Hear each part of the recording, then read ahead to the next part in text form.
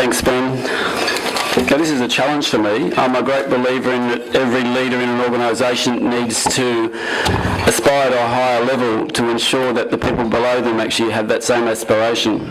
So having never done a speech without a PowerPoint presentation and just a one-pager is a challenge for me. But having done Toastmasters for the last 2 years, I'm sure my Toastmaster colleagues will be very proud of me.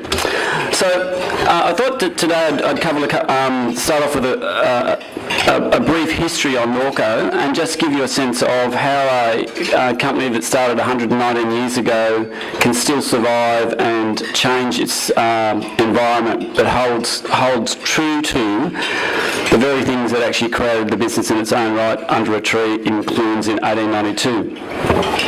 So Norco was driven by a group of farmers back in the late 1880s, early 1890s.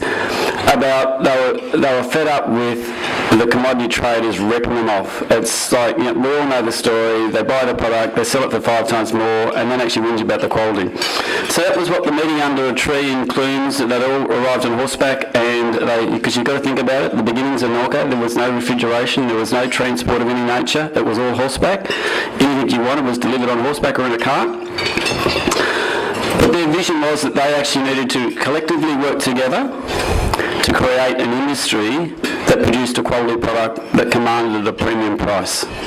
And that is still our mantra today. Quality is everything that we actually do. So if you think about how that evolved, and just to give you a snapshot of how the industry evolved in our part of the world. So in 1895, Norco commenced, and it made, on the 5th of June, it made 3 cans of butter. Oh, sorry, it made made so many kilos of pounds from 3 cans.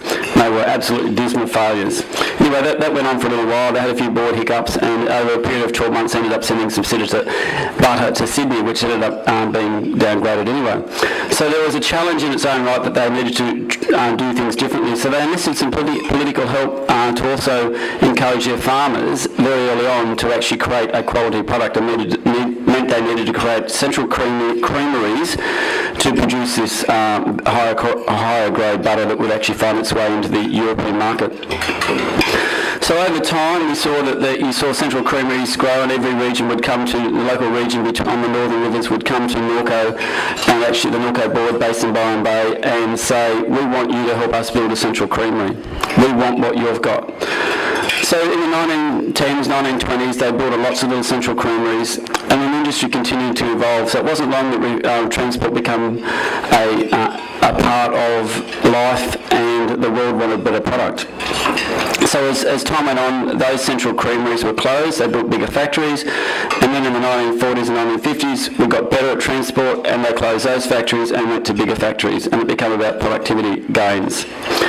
In the 1970s, we start talking about food standards and actually talking about your HACCP programs and talking about the moving into an international market.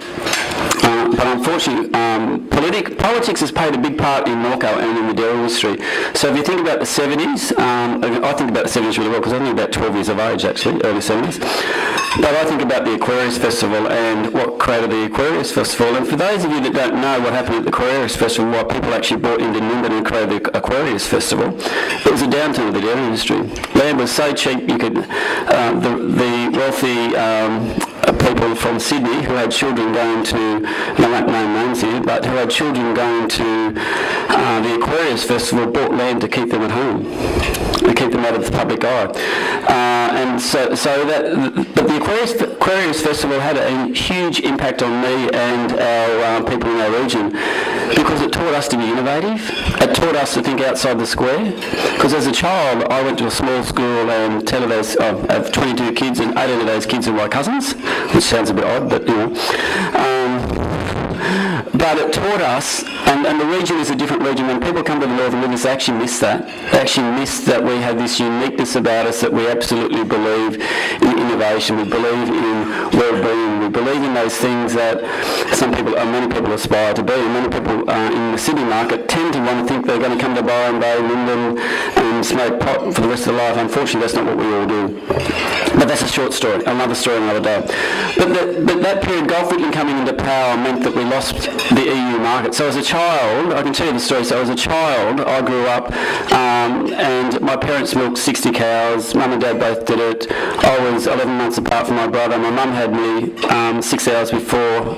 My mother milked cows at 8 o'clock in the morning from 6 to 8. She had me at 11 o'clock and she was back in the dairy a week later. That's how life worked. It was tough life. But they built what we have today, and they built an asset that we can only dream to actually put back in place. But what happened in 1970, so that was 1960s, in 1970s, Gulf Whitlam and the powers of politics actually allowed the EU to actually ban Australian, no longer have butter going to Europe. So we all of a sudden had 6,000 dairy farmers at Norco that had no home for their product.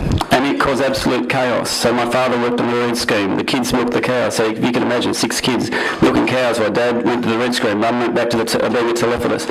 So it was tough, but it taught us resilience. One of the most key attributes of business today is you must get up. When someone knocks you down, you've got to get back up again. You've got to fight for what you want. And so that's taught me a lot. So by the early 80s, the industry was actually in the fluster, and everyone, if you've been in the finance world, you would know that the early 80s was a dream for agriculture because there was mergers and acquisitions going on everywhere. Everyone wanted to actually merge with everyone else to actually make sure that your business maintained its competitiveness and the ability to actually be on the shelf in Australia and possibly on the international market. But it also meant that the industry was preparing itself for the deregulated market coming in the late 90s. So Norco went through those stages. It actually, in 1996, it created a joint venture called Norco Paul's Dairyfields Joint Venture, which was 3 parties, and Norco had the biggest stake, which is 45%. And that worked really well for a period of time. Then Parmalat in 1998 bought that business, and that changed the landscape. That was one of the first major acquisitions of a company into Australia in the dairy sector, and their primary focus at that point when Parmalat came to Australia was to be a foothold. It was to be a foothold into Asia. Unfortunately, I haven't seen too much product from Parmalat go to Asia yet, so I'm not criticising Parmalat, but everyone's been talking about Asia, but no one's actually done too much from the dairy sector in real terms. So that actually moved. So over time, we actually moved forward. We had there's a few joint ventures. Look, the buzzword in the industry was getting to joint ventures. Well, joint ventures are great when they're going in the right direction. But when you have a falling out, you've got to work on that relationship every day. It's just like your relationship with your bank, your accountant, your business partners. You must actually work on a daily basis. I suppose if there's a learning that I've actually learned out of joint ventures is go into them knowing full well that someone's going to buy the other one out when you start. At some point, there's going to be some process going on. It doesn't mean to say that that's a negative. It's just there's a sense of reality. So we got into the position in 2006 where Norco actually had a position of we bought just prior to that, Parmalat had its issues. We bought the business, but we couldn't sustain it because the retail sector in Australia said you need to supply Melbourne, Sydney, Brisbane, Cairns. If you can't, don't tender. Don't quote. You won't even get a quote. You won't even get a tender document. And that was a real game changer for us. So we needed a partner. So unfortunately, we found Fonterra to actually help us out of that, and we actually went into a relationship with Fonterra. And this was about us actually gaining access into the market in Australia, in our part of the world, post-deregulation. And so one of the challenges that we found with that is that you've got a small partner and quite a large partner, and how you actually make that business split and how you actually make those dynamics work is a real challenge. So one thing led to another. We actually bought them out 4.5 years later. We sold it for 67. We bought it back for just under 5 because they didn't understand it. Just because someone buys it doesn't mean to say they know how to work it. And it's not Fonterra's fault. It's actually they're into ingredients and they're actually in a different market. And we understand the fresh milk. The Australian fresh milk market is a very specific market. So I break it into 2 categories.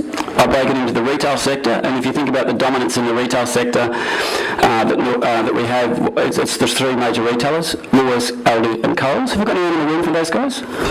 You're not going to own up yet? That's good. I'm not going to say anything bad about you, because I think one of the biggest challenges that occurred in agriculture that people don't talk about is the transfer from the agriculture sector to the retail sector, which also found its way into the consumer's pocket.